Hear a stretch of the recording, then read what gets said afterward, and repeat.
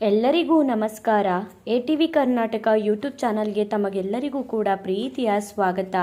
ವೃಷಭ ರಾಶಿಯ ಜುಲೈ ತಿಂಗಳ 2025ನೇ ವರ್ಷದ ಮಾಸ ಭವಿಷ್ಯ ಏನೇನಿದೆ, ವೃಷಭ ರಾಶಿಯವರ ಗೋಚಾರ ಫಲಗಳೇನು, ಜುಲೈ ತಿಂಗಳಲ್ಲಿ ವೃಷಭ ರಾಶಿಯವರಿಗೆ ಭಗವಂತ ಕೊಟ್ಟಿರುವಂತಹ ಶುಭ ಫಲಗಳೇನು, ಅಶುಭ ಫಲಗಳೇನು, ಆ ಅಶುಭ ಫಲಗಳಿಗೆ ಪರಿಹಾರಗಳೇನು ಎಂಬುದರ ಬಗ್ಗೆ ಈ ವಿಡಿಯೋದಲ್ಲಿ ನಾನು ನಿಮಗೆ ತಿಳಿಸ್ತಾ ಹೋಗ್ತೀನಿ. ಬನ್ನಿ.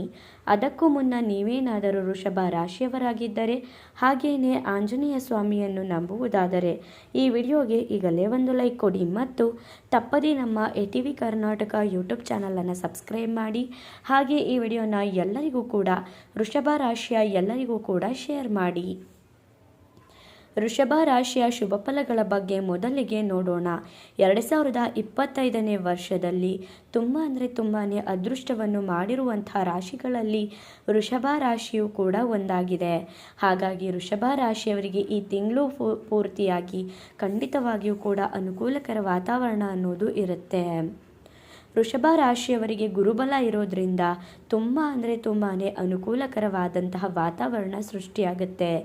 ಗುರುವಿನ ಅನುಗ್ರಹ ಈ ರಾಶಿಯವರಿಗೆ ಇರೋದ್ರಿಂದ ಖಂಡಿತವಾಗಿಯೂ ಇವರು ಏನೇ ಒಂದು ಒಳ್ಳೆ ಕಾರ್ಯ ಮಾಡಿದ್ರೂ ಕೂಡ ಅದರಲ್ಲಿ ಸಕ್ಸಸ್ ಅನ್ನೋದನ್ನು ಕಾಣ್ತಾರೆ. ಇವಾಗಿನಿಂದ 2 ವರ್ಷಗಳ ತನಕ ಈ ರಾಶಿಯವರಿಗೆ ಗುರುಬಲ ಅನ್ನೋದು ಶುರುವಾಗಿದೆ. ಹಾಗಾಗಿ ಧನಸ್ಥಾನದಲ್ಲಿ ಗುರು ಇರೋದ್ರಿಂದ ಕಲಾತ್ಮಕ ಯೋಗ ಅನ್ನೋದು ಕೂಡ ಇದೆ. ಕಲೆಯ ಬಗ್ಗೆ ಕೆಲಸ ಮಾಡುವವರಿಗೆ ಖಂಡಿತವಾಗಿಯೂ ಕೂಡ ವಿಪರೀತವಾದಂತಹ ಧನಪ್ರಾಪ್ತಿ ಅನ್ನೋದು ಆಗುತ್ತೆ. ಧನಸ್ಥಾನದಲ್ಲಿ ಗುರು ಇರೋದ್ರಿಂದ ಯಾರ್ಯಾರು ಆರ್ಟಿಸ್ಟ್ಗಳಾಗಿರಬಹುದು ಅಥವಾ ಡ್ರಾಯಿಂಗ್ ಮಾಡೋರಾಗಿರಬಹುದು, ಕಲೆಯಲ್ಲಿ ಯಾರ್ಯಾರು ಕಲಾತ್ಮಕವಾಗಿ ಚಿಂತೆ ಮಾಡ್ತೀರಾ, ಕಲೆಯಲ್ಲಿ ನಿಮ್ಮನ್ನು ನೀವು ತೊಡಗಿಸ್ಕೊಂಡಿದ್ದೀರಾ ಅಂಥವ್ರಿಗೆ ಉತ್ತಮವಾದಂತಹ ಹೆಸರು, ಕೀರ್ತಿ, ಪ್ರತಿಷ್ಠೆ ಎಲ್ಲವೂ ಕೂಡ ಬರುತ್ತೆ. ಒಟ್ಟಾರೆಯಾಗಿ ಕಲಾದ ಯೋಗ ಇದೆ ಅಂತ ಹೇಳಿದರೆ ಈ ರಾಶಿಯವರಿಗೆ ತಪ್ಪಾಗಲ್ಲ. ಇನ್ನು ನಿಮ್ಮ ಕುಟುಂಬದಲ್ಲಿ ಶಾಂತಿ ಅನ್ನೋದು ಕೂಡ ಇರುತ್ತೆ. ಈಗ ನಮ್ಮ ಕುಟುಂಬದಲ್ಲಿ ಶಾಂತಿ ಅನ್ನೋದು ಒಂದಿದ್ರೆ ಸಾಕು, ನಾವು ನೆಮ್ಮದಿಯಾಗಿದ್ದೀವಿ ಅಂತಾನೆ ಅರ್ಥ. ನಾವು ಎಷ್ಟೇ ದುಡಲಿ ಏನೇ ಮಾಡಲಿ ಮನೆಯಲ್ಲೇ ನಮಗೆ ಕಲಹಗಳು, ಜಗಳಗಳು, ಅತ್ತೆ ಸೊಸೆ ಜಗಳ, ಗಂಡ ಹೆಂಡತಿ ಜಗಳ, ಕುಟುಂಬದಲ್ಲಿ ತೊಂದರೆಗಳು ಈ ರೀತಿ ಏನಾದರೂ ಇದ್ದರೆ ಖಂಡಿತವಾಗಿಯೂ ನಾವು ನೆಮ್ಮದಿಯಾಗಿ ಇರೋಕ್ಕಾಗಲ್ಲ. ಹಾಗಾಗಿ ಈ ರಾಶಿಯವರಿಗೆ ಕುಟುಂಬದಲ್ಲಿ ಶಾಂತಿ ಅನ್ನೋದು ಇರೋದ್ರಿಂದ ನೆಮ್ಮದಿಯಾಗಿ ಕೂಡ ಈ ರಾಶಿಯವರು ಇರಬಹುದು. ಇನ್ನು ನಿಮ್ಮ ಕುಟುಂಬ ಕೂಡ ಅಭಿವೃದ್ಧಿ ಆಗುತ್ತೆ. ನಿಮ್ಮ ಕುಟುಂಬಕ್ಕೆ ಹೊಸ ಮೆಂಬರ್ಸ್ ಯಾರಾದರೂ ಬರ್ತಾರೆ, ಅದು ಮದುವೆನೇ ಆಗಿರಬಹುದು, ಮದುವೆಯಾಗಿ ಯಾರಾದರೂ ಬರಬಹುದು ಅಥವಾ ಸಂತಾನನೇ ಆಗಿರಬಹುದು. ಒಟ್ಟಾರೆಯಾಗಿ ನಿಮ್ಮ ಕುಟುಂಬದಲ್ಲಿ ಶಾಂತಿ ಇರುತ್ತೆ, ಖುಷಿಯಿಂದ ಅಭಿವೃದ್ಧಿ ಕೂಡ ಕಾಣ್ತೀರಾ. ಇನ್ನು ಈ ವೃಷಭ ರಾಶಿಯವರೇನಾದರೂ ಒಳ್ಳೆಯ ವರ ಅಥವಾ ವಧುಗೆ ಮದುವೆ ಆಗಬೇಕು ಅಂತ ಏನಾದರೂ ಬಯಸ್ತಿದ್ರೆ ಖಂಡಿತವಾಗಿಯೂ ಕೂಡ ಮದುವೆ ಆಗುವಂತಹ ಯೋಗ ಇದೆ. ನೀವು ಸ್ವಲ್ಪ ಪ್ರಯತ್ನ ಪಟ್ಟರೆ ಖಂಡಿತವಾಗಿಯೂ ಕೂಡ ಒಳ್ಳೆಯ ವರ ಅಥವಾ ವಧುನ ನೀವು ಈ ವರ್ಷದಲ್ಲಿ ಕೈ ಹಿಡಿತೀರಾ. ಅಂತಹ ಯೋಗ ಕೂಡ ವೃಷಭ ರಾಶಿಯವರಿಗೆ ಇರುತ್ತೆ. ಇನ್ನು ಸಂತಾನ ಯೋಗ ಕೂಡ ಈ ರಾಶಿಯವರಿಗೆ ಇದೆ. ಸಂತಾನಕ್ಕಾಗಿ ವೃಷಭ ರಾಶಿಯವರು ಯಾರ್ಯಾರು ಅಪೇಕ್ಷೆ ಮಾಡ್ತಿದ್ರಿ, ಸಂತಾನ ಬೇಕು ಅಂತ ಯಾರಾದರೂ ಪ್ಲ್ಯಾನ್ ಮಾಡಿಕೊಂಡಿದ್ರೆ ಖಂಡಿತವಾಗಿಯೂ ಕೂಡ ವೃಷಭ ರಾಶಿಯವರಿಗೆ ಸಂತಾನದ ಯೋಗ ಇದೆ ಅಂತಾನೆ ಹೇಳ್ಬೋದು.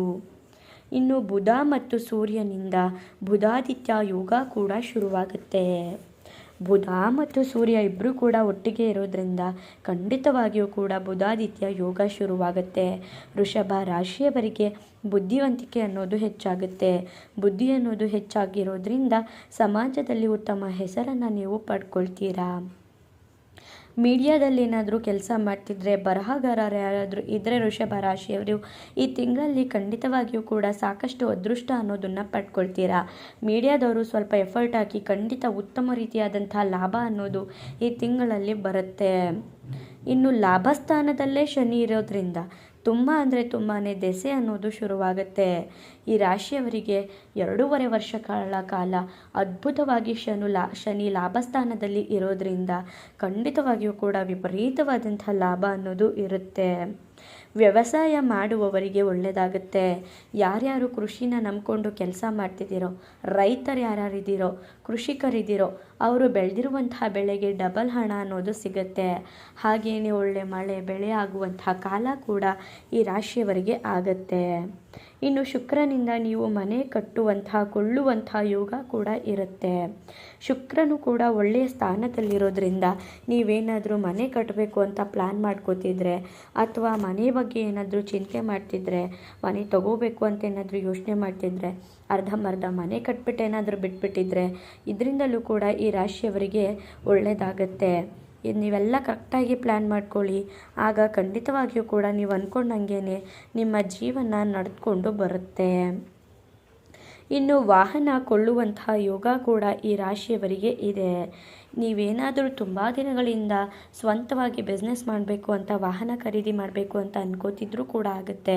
ಅಥವಾ ನೀವೇನಾದ್ರೂ ನಿಮಗೋಸ್ಕರ ಕಾರ್ ಅಥವಾ ಬೈಕ್ ಏನೇ ಒಂದು ವಾಹನವಾಗಿರಲಿ ತಗೋಬೇಕು ಅಂತ ಯೋಚನೆ ಮಾಡ್ತಿದ್ರು ಕೂಡ ಈ ತಿಂಗಳಲ್ಲಿ ಅದು ನೆರವೇರುವಂತಹ ಕಾಲ ಸಕಾಲವಾಗಿದೆ.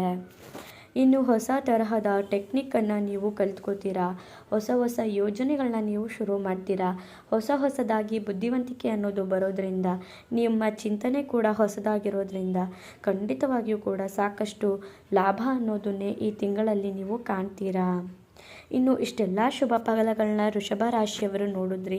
ಇನ್ನು ಏನೇನು ತೊಂದರೆ ಬರುತ್ತೆ, ಏನೇನು ಕಷ್ಟಗಳನ್ನ ನೀವು ಎದುರಿಸ್ಬೇಕಾಗುತ್ತೆ ಅಂತ ನೋಡೋದಾದರೆ ಈ ಜುಲೈ ತಿಂಗಳಲ್ಲಿ ರಾಹು ಕೇತು ಒಟ್ಟಿಗೆ ಇರೋದ್ರಿಂದ ಭೂಮಿ ವಿಚಾರದಲ್ಲಿ ನೀವು ಮುಂಜಾಗ್ರತೆಯಿಂದ ಇರುವುದು ಮುಖ್ಯವಾಗಿರುತ್ತೆ. ಮನೆ ಕೊಟ್ಟುವಂತಹ ಯೋಗ ಕೂಡ ಇರುತ್ತೆ. ಆದರೆ ನೀವು ಏನೇ ಒಂದು ಭೂಮಿ ವಿಚಾರವಾಗಿ ಕೆಲಸ ಮಾಡ್ತಿದ್ರೂ ಕೂಡ ನೀವು ಹುಷಾರಾಗಿ ಕೆಲಸನ ಮಾಡಬೇಕಾಗತ್ತೆ. ಇಲ್ಲ ಅಂದರೆ ವಿಪರೀತವಾದಂತಹ ತೊಂದರೆಗಳನ್ನ ಅನುಭವಿಸ್ತೀರಾ. ಹಾಗಾಗಿ ವೃಷಭ ರಾಶಿಯವರು ಭೂಮಿ ವಿಚಾರದಿಂದ ಸ್ವಲ್ಪ ಮಟ್ಟಿನ ದೂರ ಇರೋದೇ ಮುಖ್ಯವಾಗಿರುತ್ತೆ. ಇನ್ನು ಈ ತಿಂಗಳಲ್ಲಿ ಈ ರಾಶಿಯವರಿಗೆ ತಾಳ್ಮೆ ಅನ್ನೋದು ತುಂಬ ಅಂದರೆ ತುಂಬಾ ಮುಖ್ಯವಾಗಿರುತ್ತೆ. ನೀವು ಎಷ್ಟು ತಾಳ್ಮೆಯಿಂದ ಇರ್ತೀರೋ ಅಷ್ಟು ಮುಖ್ಯವಾಗಿರುತ್ತೆ.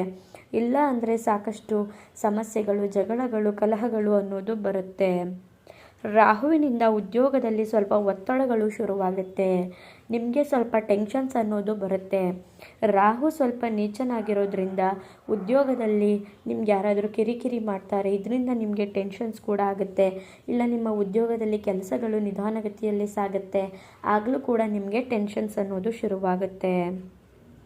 ಇದಕ್ಕೆ ಪರಿಹಾರಗಳನ್ನ ಏನೇನು ಮಾಡ್ಕೋಬೇಕು ಅಂತ ನೋಡೋದಾದರೆ ಸಂಕಷ್ಟಹರ ಚತುರ್ದಶಿನ ಆಚರಣೆ ಮಾಡಿ ಅಥವಾ ಲಕ್ಷ್ಮೀ ನರಸಿಂಹನ ಸ್ತೋತ್ರನ ಪಠನೆ ಮಾಡಿ. ಬುಧವಾರ ಲಕ್ಷ್ಮೀ ನರಸಿಂಹನಿಗೆ ಪಾನಕ ಮಜ್ಜಿಗೆ ಮಾಡಿ ನೀವು ನೈವೇದ್ಯಕ್ಕೆ ಇಡೋದ್ರಿಂದ ನಿಮಗಿರುವಂತಹ ಶುಭ ಫಲಗಳು ಕಡಿಮೆ ಆಗುತ್ತೆ, ಶುಭ ಫಲಗಳೇ ಹೆಚ್ಚಾಗುತ್ತೆ. ನೋಡಿದ್ರಲ್ಲ, ವೃಷಭ ರಾಶಿಯವರಿಗೆ ಜುಲೈ ತಿಂಗಳಲ್ಲಿ ಎಷ್ಟೆಲ್ಲ ಲಾಭವಿದೆ, ಹಾಗೆಯೇ ಎಷ್ಟೆಲ್ಲ ಕಷ್ಟಗಳನ್ನ ದೂರ ಮಾಡಿಕೊಂಡು ಸುಖದ ಜೀವನವನ್ನು ನಡೆಸ್ತಾರೆ ಅಂತ, ಹಾಗೆಯೇ ಏನೇನು ಎಚ್ಚರಿಕೆಯನ್ನು ವಹಿಸಬೇಕಾಗಿರುತ್ತೆ ಅಂತ. ನಿಮ್ಮದು ಕೂಡ ವೃಷಭ ರಾಶಿನ?